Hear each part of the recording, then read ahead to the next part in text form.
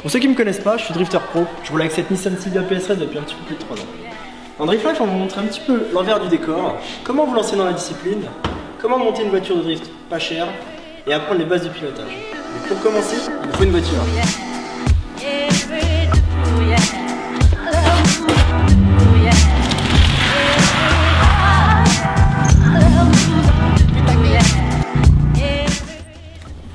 Nissan 200 SX13, 170 chevaux.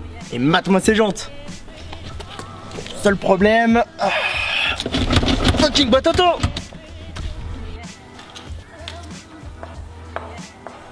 Sur ce projet, on bossera sur 3 grands axes. Le châssis, point le plus important pour une caisse de drift, la mécanique et la sécurité.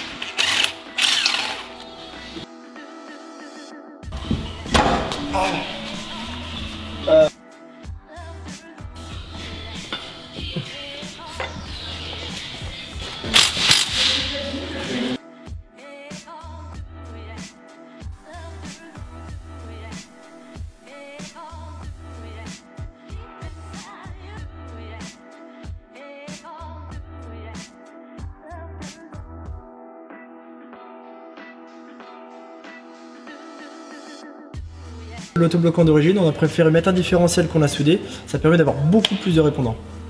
Donc pour l'adapter, il a fallu faire quelques modifications, surtout au niveau des cardans et de l'adaptation pour l'ABS. C'est un pont qui est d'origine japonaise, là c'est une voiture européenne. Il y a eu 2-3 modifications à faire, mais voilà, ça monte super bien et c'est une modification peu coûteuse pour beaucoup de résultats.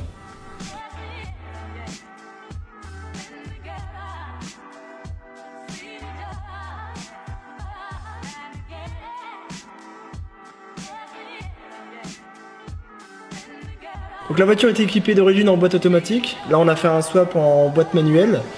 Donc pour ça on a équipé toute la voiture avec les pièces d'origine. Par contre on en a profité pour passer sur un volant moteur allégé. Ça permet à la voiture d'avoir des montées en régime beaucoup plus intéressantes, des meilleures reprises.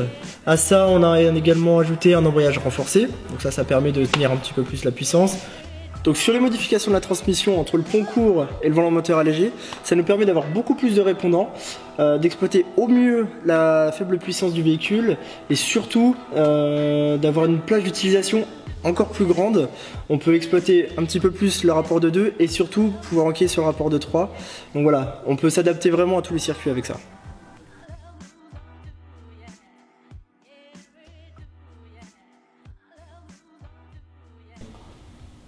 Quand on attaque la partie châssis, on commencera par le train arrière avec le montage des suspensions.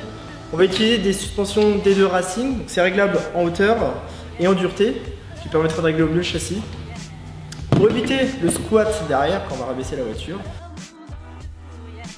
on remplacera les vieux tirants de carrossage d'origine par les Driftworks.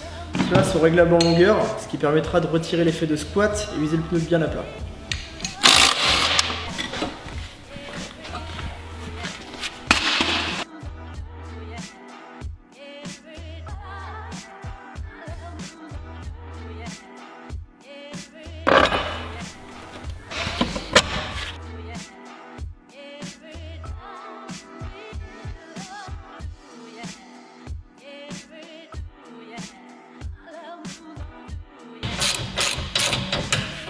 Le bras avant qui est renforcé et rallongé pour élargir les voies et permettre aux roues de braquer un peu plus. Et les fusées qui, elles, augmentent l'angle de braquage et corrigent les défauts de géométrie qui sont associés justement à l'augmentation de la direction. Donc ça nous permet vraiment d'avoir une direction beaucoup plus exploitable. Là s'ajoute le tirant de chasse. On a remplacé celui d'origine qui était sur cyle en bloc et qui a vraiment tendance à mal vieillir par un tirant rotulé. Donc ça permet, comme le train arrière, d'avoir un train plus précis et un châssis plus stable. La dernière modification qui coûte vraiment pas cher et qui est plutôt efficace, c'est le montage de barres anti-rapprochement à l'avant et à l'arrière. Ça permet aux suspensions qui ont déjà beaucoup de travail à faire d'être reliées et donc d'avoir toujours un châssis beaucoup plus efficace.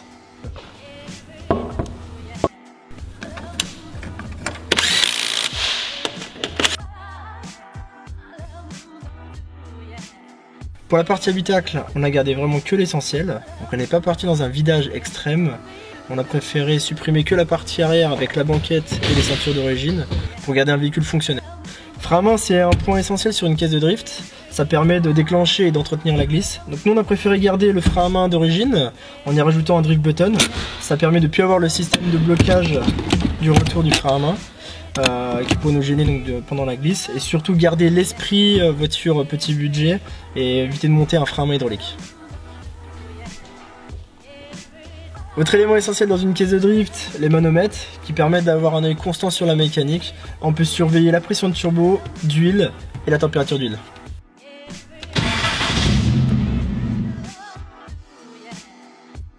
En passant par les modifications, échappement, essence et admission, on a réussi à gagner un petit peu en puissance, à peu près 30 chevaux qui permet d'atteindre les 200 chevaux visés. Et pour subir un petit peu les exercices du drift, on a remis également un radiateur d'eau un petit peu plus gros. Ça permet de mieux refroidir la voiture et de faire des sessions un petit peu plus longues.